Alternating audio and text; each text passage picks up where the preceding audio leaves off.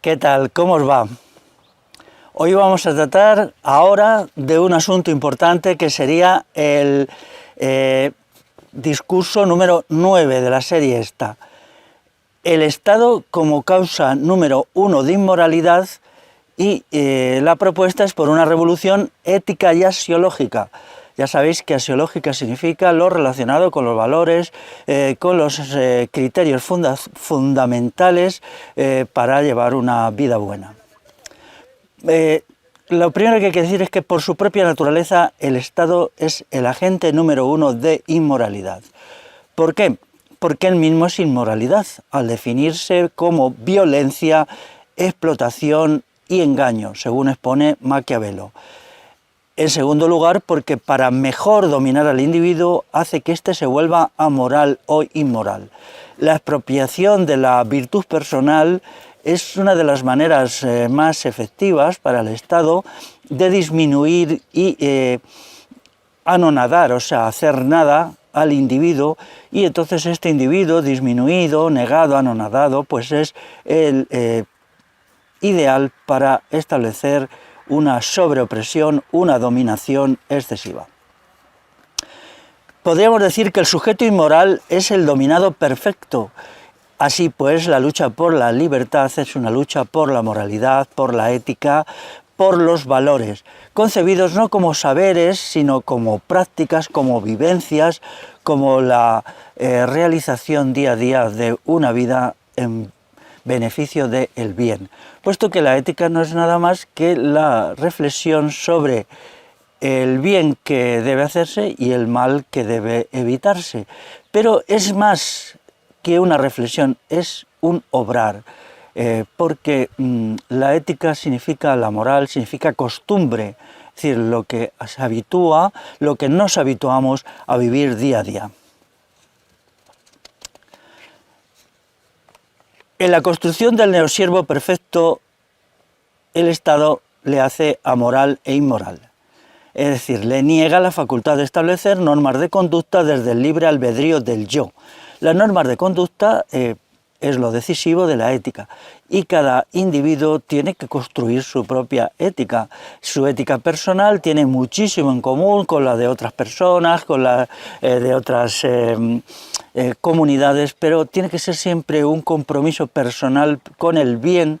Eso es lo esencial de la ética. La ética es un saber, pero es sobre todo una práctica, ya lo he dicho antes. Se ocupa del bien que debe realizarse y del mal que debe evitarse. No solamente evitarse, sino resistir al mal. Cuando se decide resistir al mal, inevitablemente se resiste al Estado, porque el Estado es la inmoralidad.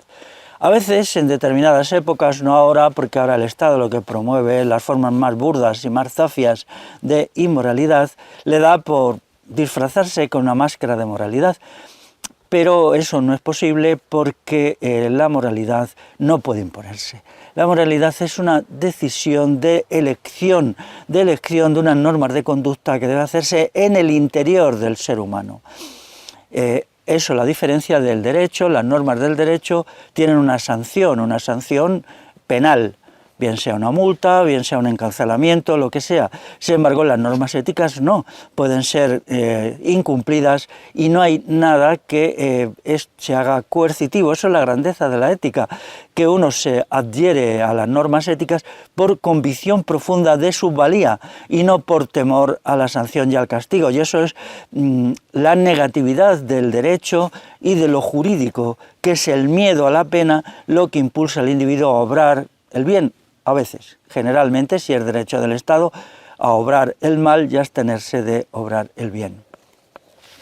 Esta cuestión de la característica de la ética por su propia naturaleza como no coercitiva es desarrollado por Kant en un libro que os recomiendo, que es Lecciones de Ética. Es un texto interesante y entonces Kant desarrolla este asunto y lo explica con detalle. Como siempre, pues, los libros de los clásicos no son especialmente decisivos, pero sí son necesarios, sobre todo para la gente joven. A la gente joven le animaría mucho a que se consiguiera algún ejemplar de Lecciones de Ética de Kant y lo leyera reflexivamente, pero no solo para saber de ética, que eso no tiene ningún valor, sino para aplicarlo a su vida diaria y convertirse en una persona moral, en un sujeto ético, por lo tanto, en un individuo revolucionario, en un amante de la libertad, en un combatiente de la libertad y en un adversario a muerte del Estado. A veces se nos defiende, bueno, no a veces, continuamente, una ética egotista y utilitarista, que es la única que a veces se nos explica desde las instituciones estatales, que busca exclusivamente el bien particular. Por ejemplo, la libertad del yo a costa de la libertad del otro. Pero esto es una contradicción en términos. El individuo es tan grandioso por naturaleza intrínseca que no puede realizarse en el egotismo y en el utilitarismo, que son mezquinos y pequeños. Esto es una mutilación, esta insistencia obsesiva en que nos reduzcamos a una vida ramplona y mediocre, en que se busca el bien particular de una manera, pues esto, a ras de suelo, pues está en contradicción con la tendencia innata del ser humano a vivir lo grandioso, a vivir la grandeza, a vivir la épica, a vivir incluso el heroísmo. Esto es necesario y el individuo que no lo vive, pues se mutila a sí mismo, ¿no? En cierta medida, el mal demoníaco, el mal del dominador, el mal absoluto del Estado y de los actores principales del aparato estatal no tiene esa visión ramplona, tiene grandeza y ciertamente no mutila al individuo. Le hace malvado, le hace perverso, le hace ansioso por dominar. Pero esto, por más que me pese reconocerlo, tiene una cierta grandeza. Pero a través del poder, de tener poder sobre los otros, el individuo realiza perfectamente sus fines, no se mutila. Eso es la seducción del mal, la seducción del poder. Hay dos maneras de realizar la propia libertad. Hay que entender que el poder es una expresión de la libertad, que es contra los otros, eso es el Estado, es decir, el 2-3% de la población que se organiza como Estado, pues entonces maximiza su libertad porque roba, impide la libertad a los otros, los pone al servicio de sus fines y entonces su libertad se multiplica por mucho. Eso es el Estado, pero hay otra interpretación de la libertad del yo que es con los otros. Esa es la vivencia de la libertad, pero también es verdad que quien se organiza como Estado, bien sea en el aspecto político, económico, cultural, militar, policial, pues tiene una libertad multiplicada. Ahora bien, la ética de realizar absolutamente la propia libertad a través del dominio sobre los otros tiene una lógica de forzosidad que es necesario explicar. El individuo que hace esto ha de aplicar, o quiera o no, las técnicas de dominación: coacción, violencia, engaño, degradación, manipulación, explotación. Es decir, está obligado, hay unas técnicas para la dominación que tiene que aplicar. Y eso es el Estado. El Estado no es más que la institucionalización de esas técnicas en las diversas ramas o aparatos del Estado. Y entonces se consigue que el 2-3% de la población domine al resto.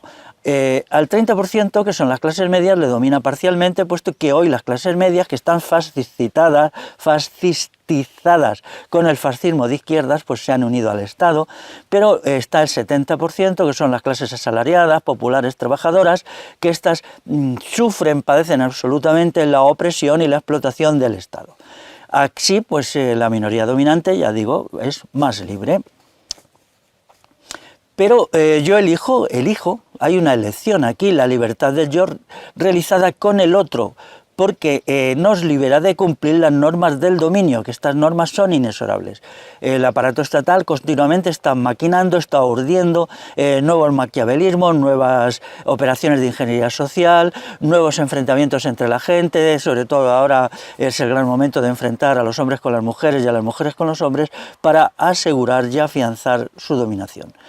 Pero esto, si uno renuncia a esa idea de la libertad contra el otro y en el Estado, y elige la libertad con el otro, con la moralidad y con la libertad, entonces tiene que cumplir también otras normas que son las de la convivencia, el afecto, la cortesía y el amor.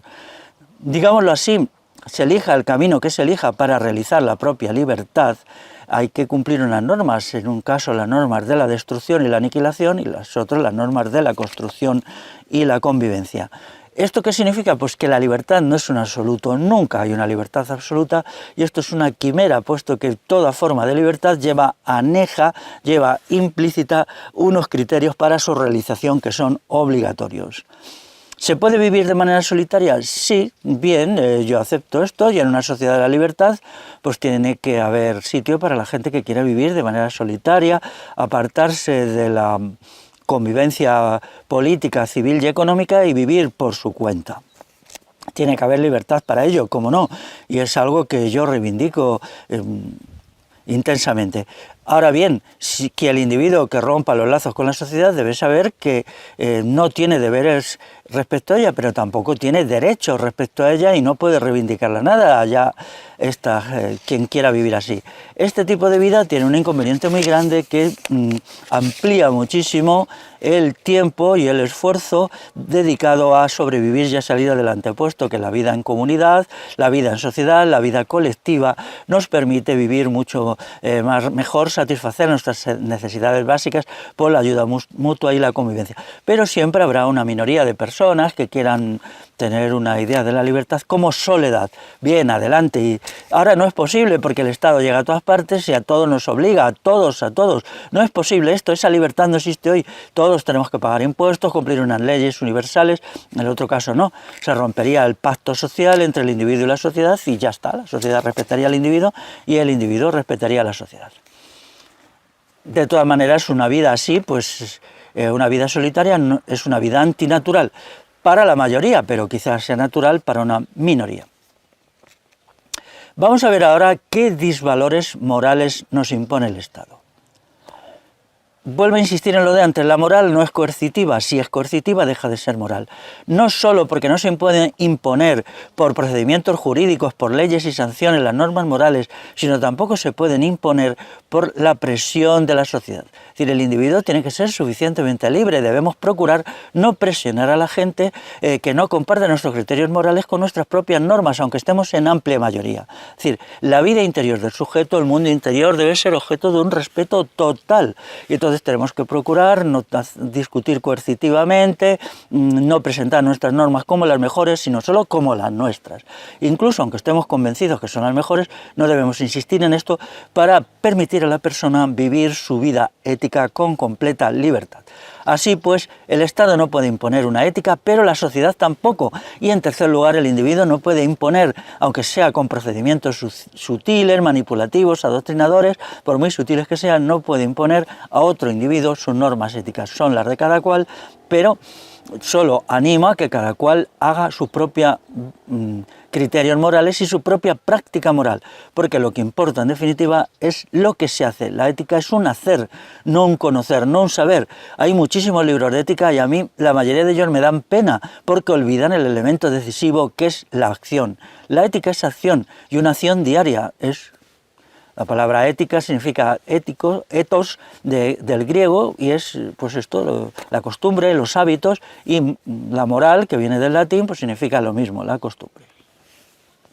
Hay que tener en cuenta que, en primer lugar, la ética no es coercitiva, pero tampoco puede haber una moral abstracta y universal. La moral se refiere siempre a las condiciones del lugar y del momento, es una moral de las situaciones, pero en cada situación uno tiene que procurar establecer sus propios criterios de acción, de intervención, de saber estar, y eso es su propia moral. La moralidad al mismo tiempo es conforme al quién, al tiempo y a la situación. Sí, esto es muy importante, es conforme al quién, o sea, con quién estamos, el tiempo en que estamos y a la situación que se da. De ahí la moral sodalicia, que es la que yo utilizo en mi vida, que es una moral de dos niveles. Contra el Estado se permite todas las formas de lucha y todas las formas de intervención, pero contra el otro y contra las clases populares no. a las clases populares se le pone la otra mejilla. Contra el Estado pues se busca el choque, el enfrentamiento y el conflicto hasta la destrucción del Estado y hasta la revolución de la libertad. Esta revolución de la libertad exige una movilización, exige un combate, exige un riesgo, exige un obrar peligroso, un vivir en el peligro. Y es así y lo digo con sinceridad. Cada cual ha de construir sus propias normas morales para la relación consigo mismo. Es muy importante esto. Luego hablaré mucho de los deberes morales para con uno mismo, sobre todo en la sociedad actual donde el Estado induce al individuo a destruirse. Hoy lo que el Estado enseña al individuo es automatarse, es a destruirse. Ha creado una sociedad de sujetos que son novios y novias de la muerte, que se odian a sí mismo. Como es una sociedad del odio, al final el odio se convierte en un hábito y se dirige contra sí mismo. Las formas de odio a sí mismo y de autodestrucción de sí mismo, que pueden llegar al suicidio, pero hay un suicidio explícito y un suicidio implícito, es una de las expresiones más aberrantes y más aterradoras. Y cuando oigo hablar de los derechos del individuo, los derechos de las personas, los derechos humanos, dichos por los agentes del Estado, que están promoviendo continuamente el odio del individuo a sí mismo y las tendencias a automutilarse, autodestruirse y automatarse, entonces es que no sé si reírme o tener un ataque de rabia. Prefiero reírme por ahora, es más cómodo, pero la rabia va por dentro. Entonces, en primer lugar, el individuo debe establecer las normas morales para tratarse a sí mismo. En segundo lugar, para el trato con el otro. En tercer lugar, para el trato con la sociedad.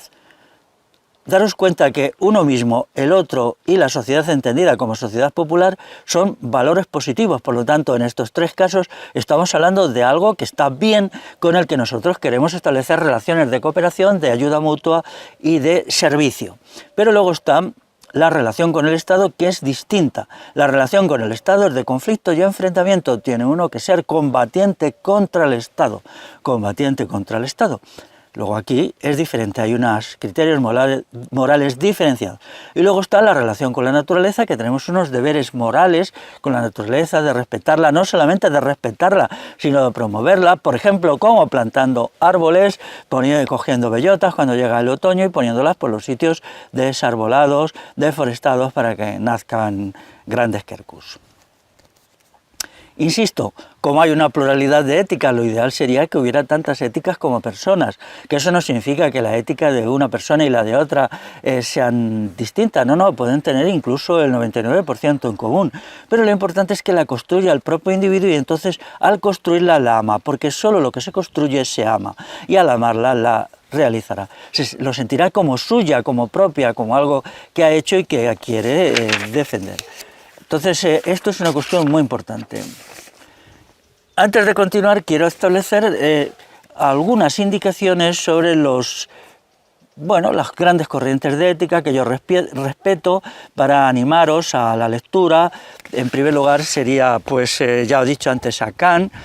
Luego está aquí, la ética de los cínicos, de la filosofía cínica, que lo mejor texto es en Diógenes Laercio, que es este libro de aquí, que se llama Vidas, opiniones y sentencias de los filósofos más ilustres.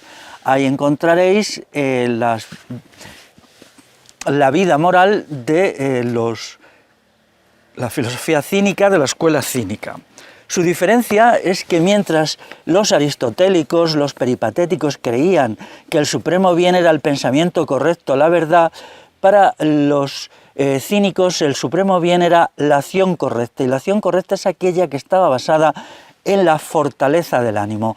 Tener fortaleza del ánimo, cultivar una voluntad férrea, tener fuerza, saber hacer frente a todas las circunstancias y a todos los dolores con presencia de ánimo y sin perder la sonrisa, era el ideal de los cínicos. Entonces este es un ideal maravilloso, en cierta medida a mí me gusta más que el ideal aristotélico, aunque comprendo que el conocimiento cierto es necesario para la vida. Nuestra vida buena exige una parte de saber verdadero, es la verdad como la meta. Pero la filosofía moral de los de estos cínicos, pues es magnífica y ahora es la que está más perseguida, porque el Estado lo que nos propone es una falsa ética, unos disvalores cuyo centro es la debilidad. Entonces, al hacernos débiles, no podemos acometer al Estado, tenemos que ser débiles, poquita cosa, una caquita o un moco ahí, un gargajo que está en el suelo y que todo el mundo pisa. Es la ética de los esclavos viven en la debilidad del espíritu, pero también en la debilidad física. Así pues, yo os animaría a que leyerais a los cínicos y os hicierais procedimientos para incorporar, interiorizar y convertir en actos en vuestra vida lo que ellos enseñan sobre la fortaleza. Ellos despreciaban completamente la moral hedonista, decían, uno de ellos decía, antes quisiera volverme loco que sentir placer. Bueno, me parece extremista, tampoco hay que llegar a tanto, a veces pues el placer está bien, ¿no?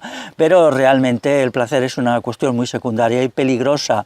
La ética hedonista es una ética elaborada por el Estado, son siempre instituciones del Estado y agentes del Estado pagados. Yo conozco a bastante gente que hace ética o pseudoética o antiética, hedonista, placerista, gozadora, y siempre son servidores del Estado muy bien pagados por defender esto. Hoy ya todo es pagado porque ya nadie cree en nada, solo se cree en el dinero, y entonces pues hace a lo mejor 30 años todavía había gente convencida y que hacía de una manera desinteresada la ética hedonista, pero hoy ya no.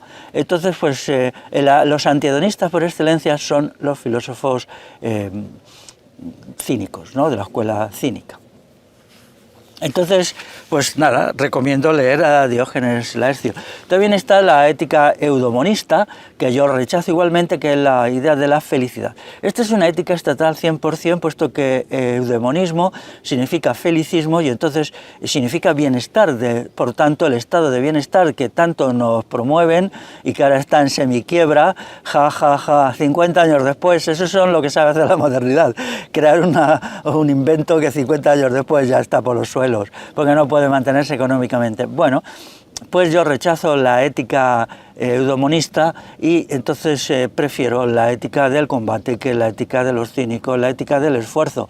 Por eso mi blog se llama Esfuerzo y Servicio. Pero cuidado y atención, servicio a mis iguales, servicio al pueblo. Pero a los malvados, a los tiranos, a los estatólatras, para eso es combate. Por tanto, en cierta medida mi blog está mal, tendría que ser esfuerzo, servicio y combate. A lo mejor un día me pongo y lo cambio de nombre para que la cosa quede bien clara. Esfuerzo, servicio y combate. Mi crítica mi desacuerdo fundamental con la filosofía eudemonista, felicista de bienestar, está en este libro mío que se llama 6 estudios, y se titula Crítica de la noción de felicidad y Depudio del hedonismo, elogio del esfuerzo. Veis, aquí también hay un pequeño defecto por mi parte, en el título tendría que llamarse Elogio del esfuerzo y del combate. Cuando haga una segunda edición de este libro mío, que está ya agotadísimo, desde hace 3 años, pues le añadiría esto, elogio del servicio y elogio del combate. El combate es lo esencial, es lo sublime. La vida sublime es una vida de combate y no tengáis miedo al combate, lanzaos al combate porque el combate os salvará del gran problema actual, que es la depresión. Todos los hedonistas acaban en la depresión, todos los felicistas, primero porque la vida humana no permite el hedonismo, no permite el felicismo, lo permite parcialmente, a ratos, a veces, y entonces pues como hay una decepción, eso lleva a la depresión, y al mismo tiempo porque como el hedonismo siempre es de tono menor, es una cosita ahí, pues al final siempre uno acaba asqueado y acaba también en la depresión. Entonces estas cuestiones deben ser evitadas, uno tiene que ser inteligente para que los agentes del Estado, los predicadores del hedonismo y del felicismo no nos metan en despeñaderos difíciles, no nos cojan en trampas y nos veamos en una situación mala, en una situación de hedonismo, incluso, espero que no, y nunca lo hagáis, con la idea del suicidio rondando por vuestras cabezas. No solo del suicidio explícito y directo, sino del suicidio como acedia, que es una palabra castellana antigua, hoy casi desaparecida, que significa ganas de vivir. Cuando uno está vivo pero sin ganas de vivir, pues en realidad es un muerto viviente, ¿no? Entonces, Esta cuestión es preocupante, es importante, y la épica, el espíritu de combate, os da una energía profunda, enorme, una vitalidad que os permite estar vivos. La vida es y siempre será combate, porque, lo vuelvo a decir, la libertad siempre estará en peligro. Aunque consiguiéramos realizar una revolución de la libertad y esta revolución ganara completamente, al día siguiente volveríamos a tener la libertad en peligro. Yo lo he explicado en uno de los capítulos anteriores, y sería necesario otra vez coger la espada, ponérsela al cinto y volver a lanzarse al combate. El combate es la vida y la vida es el combate, y quien niegue esta verdad profunda, profundísima, lo que está haciendo es destruirse, lo que está haciendo es un pardillo. Y entonces es mejor destruirse en el combate que destruirse en la depresión. En realidad, pues no hay mucho más en la vida, y es mejor el combate que la nada. La nada, ya lo dijo alguien, anonada, y no solamente anonada, sino que mata. Entonces, también algunos otros clásicos, que es el libro de Heleno Osaña, Breve Tratado de Ética, es un buen estudio de la parte, digamos, doctrinal o teórica de la ética. También es un libro que se debe leer, y hay que dar luego un paso más, que es la aplicación a vuestras vidas. Tenéis que elegir de las diversas nociones y categorías éticas que Heleno Osaña va tratando, pues que os parecen mejor, que van con vuestras circunstancias, con vuestras metas, con vuestros objetivos, y establecerlas. Entonces también os recomiendo algunos vídeos que hicimos con Heleno Osaña, en uno de los cuales yo le hago entrevistas. Pues os recomiendo que veáis el vídeo, pero también que leáis su libro y algún otro que tiene por ahí. La forma práctica de hacer esto, una vez más, tengo que recomendar el libro de ética que hicimos, Ética y Revolución Integral. Todos los capítulos son estupendos. El de Jesús Franco Sánchez es una exposición muy buena de la ética de la cultura occidental, muy buena.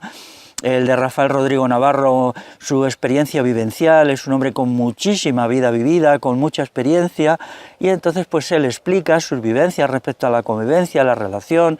El de Ricard Vidal son pues también reflexiones profundas, en un sentido incluso, si me permitís, multicultural, en un aspecto positivo. Y Ricard, que es un gran amigo, pues desarrolla todas unas interpretaciones de lo que tiene que ser la moralidad y la ética en el siglo XXI, en un momento en que se están produciendo fenómenos de la mundialización, aunque tienen muchos aspectos negativos, pues también tienen alguno positivo, como todo.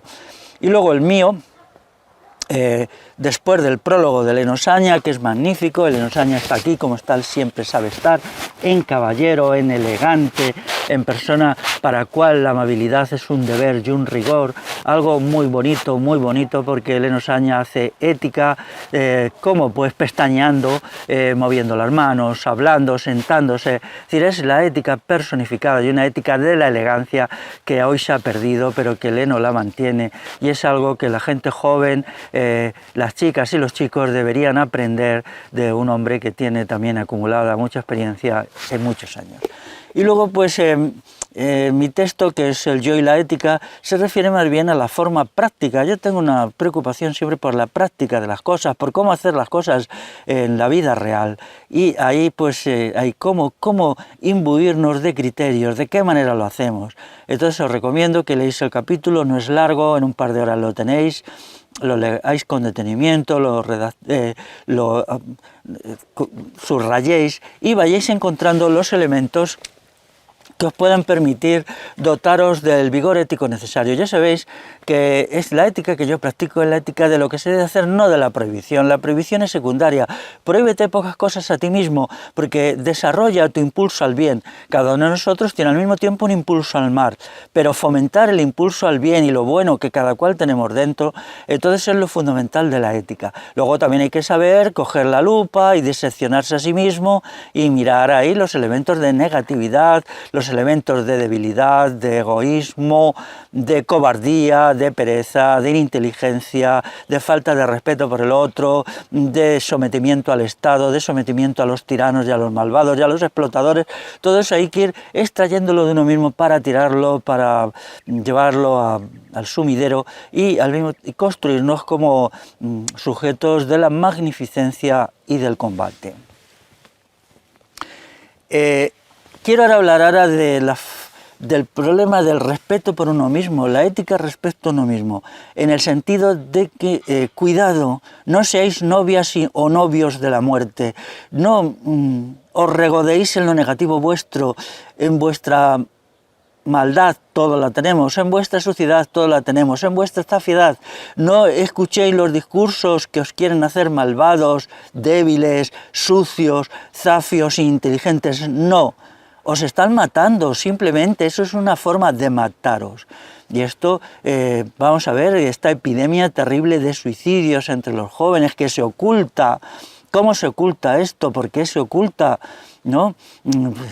Cientos de mujeres cada año se suicidan porque no soportan el régimen neopatriarcal totalitario que las impide tener una vida amorosa, satisfactoria y las impide la maternidad y entonces se matan. No, lanzaros, hacer de vuestra vida algo útil y épico, lanzaros contra vuestros dominadores, contra el régimen neopatriarcal, combatir a quienes os combaten, golpead a quienes os golpean, no tengáis miedo.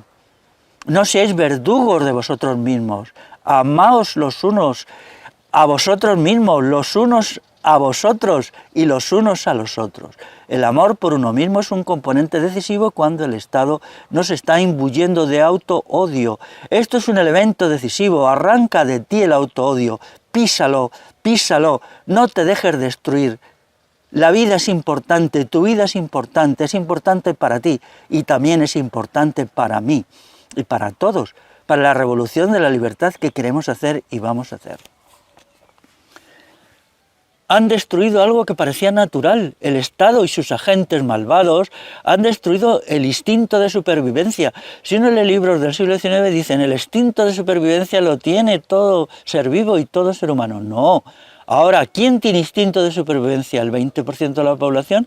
Aquellos sectores más primitivos, menos educados, la gente más, ¿cómo se dice?, cazurra en un sentido positivo, son los únicos que les queda instinto de supervivencia y antes de dejarse matar dan un puñetazo sobre la mesa, pero la gente fina, educada, pasada, educada entre comillas, claro, por la batidora de las tonterías del poder constituido y que se creen sus monsergas, esta gente le han robado el instinto de supervivencia.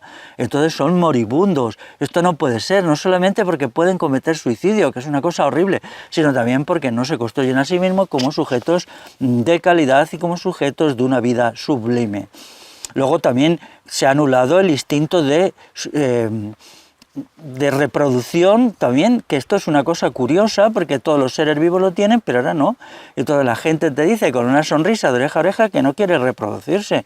Bueno, pues entonces soy gente muy rara, ¿eh? ¿A vosotros os pasa algo? ¿Os han hecho una operación de genética y os han quitado lo que son partes esenciales del ser humano? En fin, a ver si os curáis, estáis mal. Entonces yo os digo, no seáis pardillos, cuidad de vosotros mismos, cuidad de vosotras mismas, no perezcáis, no os dejéis matar. Después del odio a uno mismo viene el odio al otro. Claro, el odio al otro es un elemento decisivo. La sociedad actual funciona básicamente y se mantiene por el odio de unos a otros.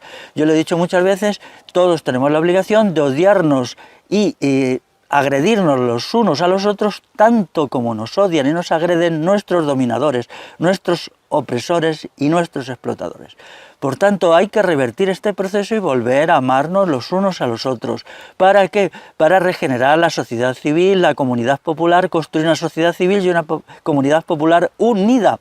Unida no significa en absoluto que anule las particularidades individuales y que no haya conflictos, claro que los hay, pero los conflictos se resuelven desde la unidad, desde el afecto y desde la simpatía. Los conflictos son inevitables porque hay desacuerdos, hay contradicciones, pero ¿cómo resolverlos? Entonces el odio al otro tenemos que cogerlo y arrancarlo de nuestras mentes porque es un elemento liberticida, el principal elemento liberticida hoy. Quien hace discursitos necios sobre la sociedad de consumo deberían de analizar la sociedad del odio de todos a todos, que es el elemento decisivo de la opresión. Entonces tenemos que ir eliminando uno a uno los hábitos de agresión al otro, que son, por ejemplo, el hipercriticismo. Vamos a ver si no somos tan hipercríticos y vemos mal los aspectos positivos del otro. El negativismo, lo mismo de lo mismo. Tenemos que ver la positividad, lo que el otro nos aporta, lo que el otro nos gusta de él. Esta es la cuestión. La desconfianza, tenemos que confiar, no de una forma crítica, no, siempre hay gente por ahí que te hace pirulas, pero sí de una forma, digamos, con una precaución de fondo, pero tenemos que confiar en el otro y abrir los brazos al otro y sentirnos próximos al otro. Tenemos que eliminar la descortesía, hay que volver a las normas de cortesía, yo os digo. Aprended de Lenosaña. Lenosaña, amigo, a ver si haces un manual de cortesía para la juventud del siglo XXI, lo escribes, les enseñas a ser cortés, a ser amable, a ser un caballero, lo que es Lenosaña, un caballero. Y luego está eliminar la agresividad verbal y física, eliminarla, sobre todo la agresividad verbal. La palabra, los pecados de la palabra, como se decía en la Edad Media, son mucho más graves y mucho más duros que la agresividad física, porque muchas veces somos agresivos verbalmente. Esto es un hábito que tenemos que eliminar, no porque tengamos que callarnos, sino tenemos que decirlo sin agresividad. Pero a veces, claro que sí, contra los dominadores, contra los tiranos, los autócratas, los teócratas, este tipo de nuevos teócratas fascistas que en nombre de Dios quieren incluso cortarnos el cuello, a quien no pensamos como ellos, si no creemos lo que ellos, contra toda esta gente tenemos que levantarnos en revolución, levantarnos en combate, y el combate de la palabra es un combate decisivo. Yo practico mucho el combate de la palabra, pero ¿contra quién? Contra los dominadores, contra los tiranos. En la gente popular no quiero hacerlo y cuando lo hago lo siento mucho y luego me duele. Alguna vez lo hago, claro, porque la ética no nos entrega normas de conducta que nos cumplimos el 100% de las veces, sino que las cumplimos bastantes veces y cuando las dejamos de cumplir nos entra aflicción, dolor y un sentimiento de haber actuado mal. Ese sentimiento de haber actuado mal, cuando hemos actuado mal, nos dice que somos sujetos morales, pero si no lo tenemos, si somos simplemente unos chulitos nietzscheanos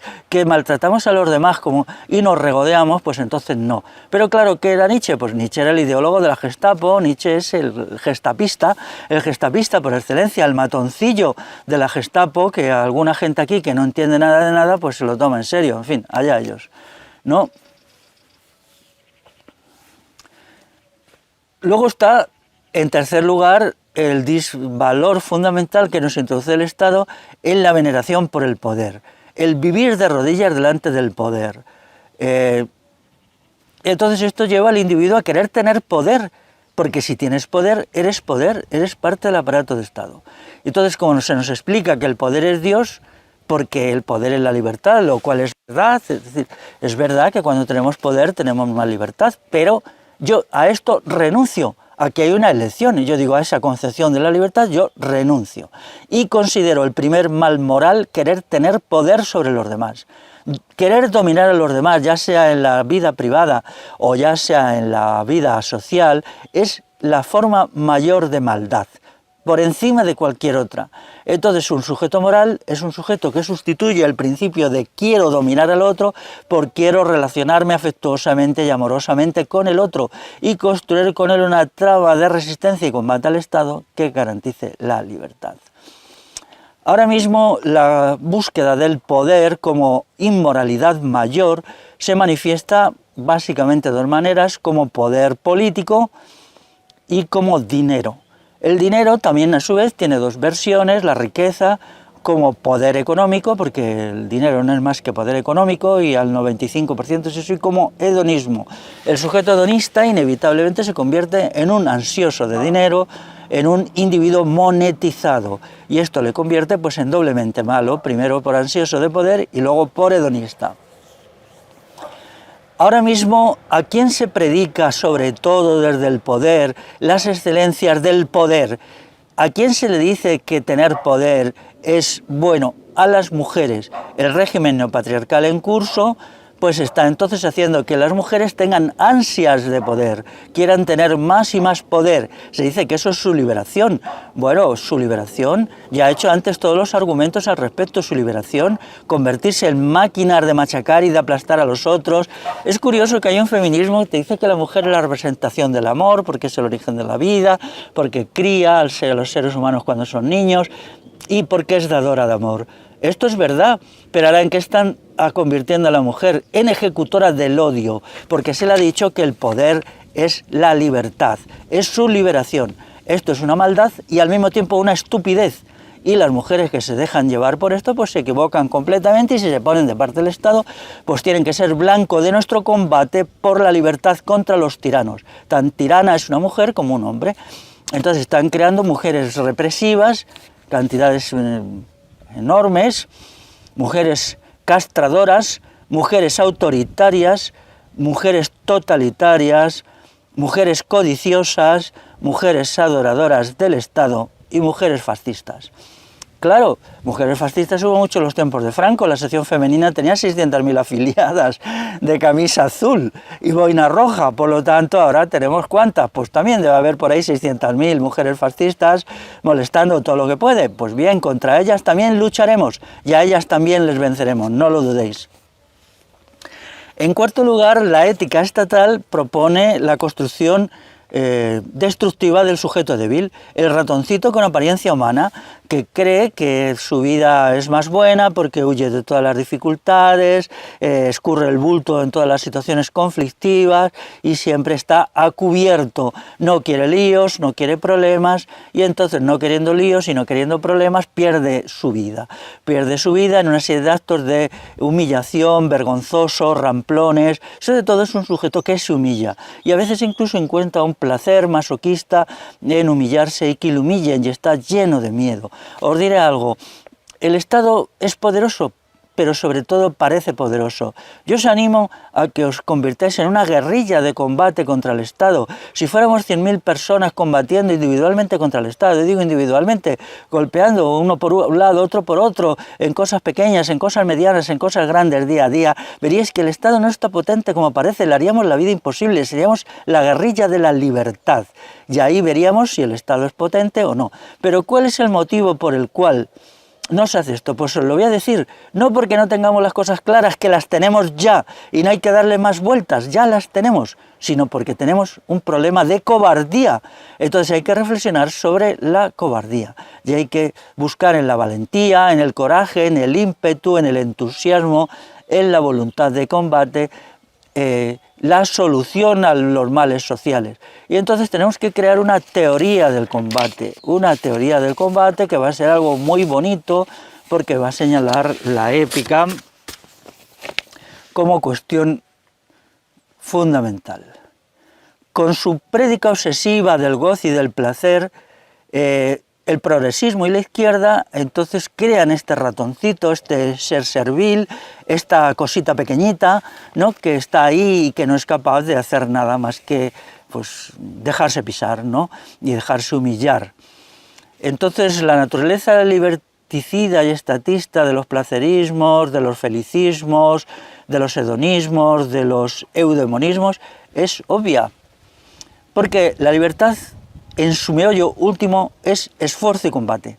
Y esto estoy dispuesto a debatirlo con quien quiera 20 horas seguidas, e ir contestando todos los argumentos y aportando también los míos, porque el combate es combate ofensivo, hay combate defensivo, pero sobre todo es combate yendo adelante, intentando ganar terreno y ganar espacio para realizar una liberación real, porque yo no me quiero quedar en una liberación de palabras, en una ética de palabras, quiero una liberación efectiva y una ética de actos. La ética de actos es la única ética que merece la pena, todas las demás son bla, bla, bla, que a veces pueden ser inútiles, pero la mayoría de las veces son inútiles.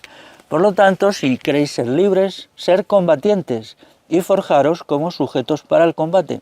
La filosofía cínica, vuelvo a repetirlo otra vez, os puede enseñar mucho al respecto, mucho. Pero también la filosofía estoica, que es una derivación de la filosofía cínica, aunque hay un estoicismo que se pone al servicio del Estado. Cuando la filosofía estoica se hace, es el momento en que el Estado romano necesitaba gente dura, pero también se puede ser duro contra el Estado, y hay que serlo duro contra el Estado, fuerte contra el Estado, valiente contra el Estado.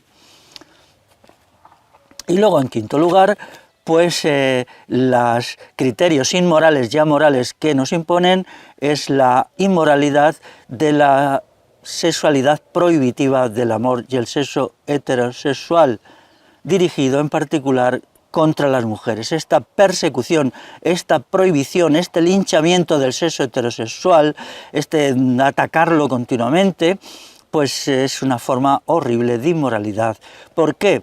Pues os voy a decir por qué. Porque básicamente el sexo, salvo en sus expresiones inmorales, como el sexo de verdad, no el sexo onanista, es amor, es relación, y en la medida que es relación, es afecto, es convivencia, es un vertebrar la sociedad. A través del sexo heterosexual se vertebra la sociedad y se crea la comunidad popular que necesitamos, porque hay convivencia, porque hay afecto, porque el sexo es por lo menos dos. Vamos a decir que el sexo de verdad es por lo menos dos, y si hay más, pues mejor, ¿no? Y entonces, pues ahora aquí tenemos el libro que yo he hecho, La erótica creadora de vida, propuesta ante las crisis demográficas, un libro intencionadamente chiquitito, no como otros míos, que explica todo esto y entonces intenta una recuperación grandiosa, sublime, épica del sexo, sacándole de la cutrez y de la horripilancia en que lo ha metido la sexología biopolítica. Una vez que hemos señalado las maldades que promueve el Estado, las 5 maldades principales, vamos a entrar ahora a cuáles serían los fundamentos de una ética personal y de la libertad, también social, pero sobre todo a mí me interesa mucho la ética personal, porque la persona es el centro, más que la sociedad. La sociedad es un aglomerado de personas, yo lo entiendo así, entonces lo que importa es la persona. Vamos a establecer unos criterios. En primer lugar, autoconstruirse, respetarse, amarse a sí mismo. Eso es importantísimo. Amarse a sí mismo, autoconstruirse y respetarse. En el sentido, un amor no egocéntrico, no egolátrico, no despreciativo, pero un amor que te permita recuperar el instinto de supervivencia del cual nos han despojado hoy a la mayoría de la población en los países occidentales. El segundo punto de una sana moralidad popular, el afecto por el otro, la cosmovisión del amor, la ética sodalicia, la cortesía, la alegría. Tenemos que tener alegría, primero para calmar un poco el dolor que es vivir, porque vivir siempre es un dolor, pero también para hacer mejor, más agradable la vida al otro. Buscar una alegría para hacer agradable la vida al otro, pues es precioso.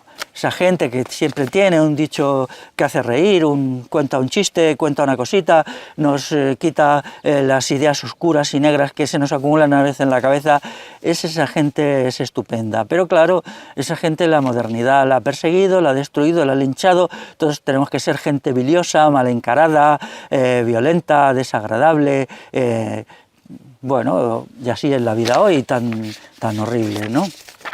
Entonces, el segundo criterio de una sana ética popular es el afecto al otro en hartos. En tercer lugar, una ética de la libertad individual tiene que ser la propiedad.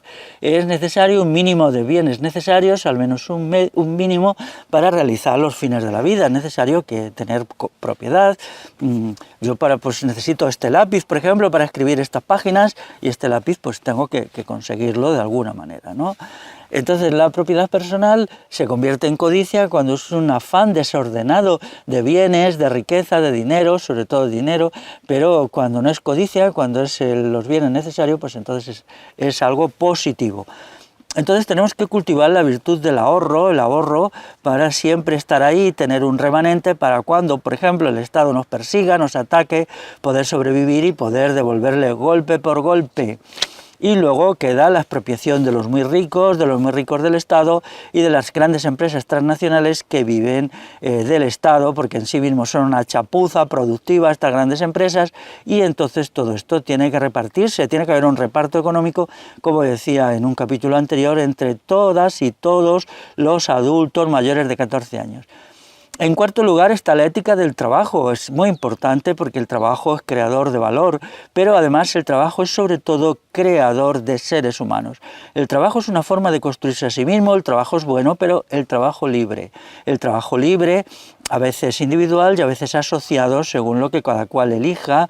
Entonces el amor por el trabajo, que es creatividad con las cosas, con el esfuerzo, puede ser creatividad intelectual si hace un trabajo de reflexión. Por ejemplo, autoconstruirse como sujeto moral es duro, exige un trabajo interior muy fuerte, muy fuerte. Yo lo explico en el libro mío de ética y lleva mucho tiempo, lleva muchos años, y es un esfuerzo no diario, pero sí de un par de veces por semana, que te lleva a una parte muy importante de la vida vivida. pero si te quieres ser un sujeto moral y sujeto libre, pues tienes que hacerlo. Por lo tanto, el trabajo es bueno y hay que criticar las ideologías antitrabajo de la pereza que crea un sujeto descuidado, un sujeto dominado, un sujeto que no tiene energía para resistir al poder. La alegría del trabajo libre como acto creador y el vivir del propio trabajo, porque si no vives del propio trabajo, vives del trabajo del otro, eres un explotador. Aunque comas solo una miga de pan al día, si no has producido toda esa miga de pan, eres un explotador. Y esto se lo quiero decir a cierta gente disparatada, que todo lo vuelve del revés y que en definitiva convierte en algo maravilloso el vicio del ocio, que lo tienen los explotadores, los grandes, funcionarios del Estado. Ellos viven en el ocio porque ya todo lo tienen pensado en el ocio y la maldad, dedican su tiempo a la pereza y al goce sensual por un lado y por otro a urdir maldades y a ordenar maldades. Entonces estas son las dos actividades de los jefazos que nos dominan. Entonces tenemos nosotros que rechazar estas dos cosas, su vida de ocio y de consumo delirante, pero sobre todo de ocio, y en segundo lugar su vida de urdir y ejecutar maldades. En quinto lugar, una ética popular tiene que ser una ética del combate. Tenemos que ser sujetos agonistas. Agonistas es de una palabra griega que es agón, que significa combate. Ser agonista es combatiente. Entonces, combatiente por sí mismo, combatiente por los otros, combatientes por la sociedad. Por los otros sin paternalismo, ¿eh? Los otros combaten por los otros. Tú no combates por los otros. Esa majadería se las dejamos a las ONGs. Que las ONG son el gran engaño, porque se llaman organizaciones no gubernamentales cuando son organizaciones 100% gubernamentales. Porque no dejan de engañar a la gente, se llaman, somos organizaciones 100% gubernamentales, una parte del aparato estatal que se embolsan, quizás dicen 50.000 millones de euros anuales y encima pretenden estar de aquí para allá con la ideología de la ayuda. La ideología de la ayuda es totalitaria, es inmoral, porque lo que tiene que hacer cada cual es ayudarse a sí mismo y nosotros tenemos que establecer las fórmulas para que el sujeto se ayude a sí mismo, no para que nosotros le ayudemos, porque si le ayudamos le estamos impidiendo realizarse como personas en el esfuerzo por ser él mismo. El individuo es a partir de sí mismo, no a partir de nuestra ayuda, y nuestra ayuda solo puede ser un elemento secundario y en ciertas condiciones. Cuidado, ¿eh? Entonces una ética del combate es imprescindible hoy y solo a través de ella nos podemos poner de pie, podemos dejar de vivir de rodillas, podemos dejar de estar humillados y podemos vivir como los cántabros de la leyenda, que no es leyenda, que es historia cierta, que después de combatir con la espada a los romanos, cuando fueron hechos prisioneros y sacrificados en cruces, supieron morir cantando. Entonces ese ejemplo de los cántabros de nuestros ancestros cántabros de hace 2000 años lo tenemos que interiorizar y debemos convertirlo en una norma diaria de conducta, en una ética sodalicia, en una ética agonista. En sexto lugar, aunque ya he hablado de ello, está la autoconstrucción del yo según un programa. Esto es difícil de hacer, es muy difícil, pero olvidaos de los gurúes y de los santones y de toda esta gente sacadineros que os dicen que ellos os van a construir. Es que es absurdo, si ellos os construyen, ellos os destruyen, ¿no? Entonces esto es algo que debe hacer uno mismo y tiene uno que ponerse a la tarea y bueno, pues vuelvo a decir que mi libro de ética os puede dar algunas indicaciones, pero el esfuerzo fundamental lo tenéis que hacer vosotras y vosotros mismos. Y no recomiendo nada más encarecidamente que esto. No os va a proporcionar mayor satisfacción individual, mayor confianza en vosotras y vosotros mismos, mayor vitalidad, mayor energía y mayor alegría que construiros a vosotros mismos desde vosotros mismos. Esto es un cambio cualitativo, ya lo veréis en vuestras vidas cuando lo lográis. Quizá no lo lográis del todo es muy difícil, pero aunque solo lo hagáis en una parte, eso os convertirá en seres humanos nuevos. Luego está el deber de la alegría. La alegría no es porque nos vayan las cosas bien, sino porque sí. Es una noción a priori por nosotros mismos y por los demás. Entonces tenemos que tener alegría, tenemos que tener un optimismo razonable, no estúpido, y también vitalidad. Esta alegría, este saber mirar a las cosas malas, como hicieron los cántabros, a las cosas límites, sin perder la alegría y sin perder el espíritu festivo, tiene que convertir en una parte de nuestra naturaleza moral. En octavo lugar, es saber vivir el dolor. Esto es importante. Quien nos diga que el dolor es malo os engaña. Quien nos diga que el dolor es malo es de los peores agentes del Estado, porque el Estado inflige dolor, y si tememos al dolor, tenemos al Estado, y si no queremos padecer dolor, nos haremos siervos del Estado. Entonces hay gente por ahí que se dice anti-Estado y está siempre perorando contra el dolor. El dolor forma parte de la vida, incluso aunque no queramos meternos en ningún lío con nada, está ahí. Tenemos que saber gestionar el dolor y aceptarlo como parte de la vida, saber soportarlo, saber padecerlo, sacar fuerza del dolor, sacar alegría del dolor, sacar vitalidad del dolor. Mientras no aprendáis a gestionar el dolor inherente a la vida y que nunca nadie ni ningún tipo de sociedad nunca podrá evitarse, no podréis ser seres humanos de calidad y sujetos morales. La conclusión es que miréis el dolor con tranquilidad, os atrevéis a poneros frente a él y digáis: no temo al dolor, o le temo no demasiado, o le temo mucho pero no lo bastante como para que me tire al suelo y me patee. Porque uno de los trucos fundamentales del Estado es que el Estado se impone por el miedo al dolor, porque el Estado inflige dolor. El aparato policial inflige dolor, el aparato militar inflige dolor, el aparato fiscal inflige dolor, el aparato judicial inflige dolor, el aparato carcelario inflige dolor, y si teméis estos dolores no sois más que unos miserables lacayos del Estado. De ahí que la ética hedonista es la ética de los estatólatras peores. En noveno lugar, tienes que contar contigo mismo. Tu tranquilidad y tu apacibilidad será enorme cuando te sientas individuo de calidad, individuo que controla su propia vida, que sabe dónde va, que entiende lo que quiere hacer, que tiene valores morales muy profundos y como tiene estos criterios en cada momento sabe lo que tiene que hacer y lo que no tiene que hacer.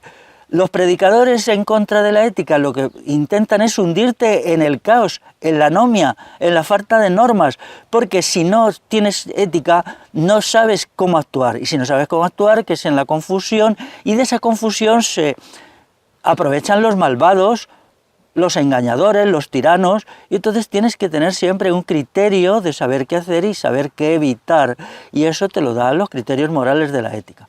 Al mismo tiempo, contar contigo mismo exige saber que estás con los otros, que tienes una relación de convivencia, de afecto, de cariño, y sabes que a través de los otros te realizas a ti mismo y que los otros se realizan a través de ti.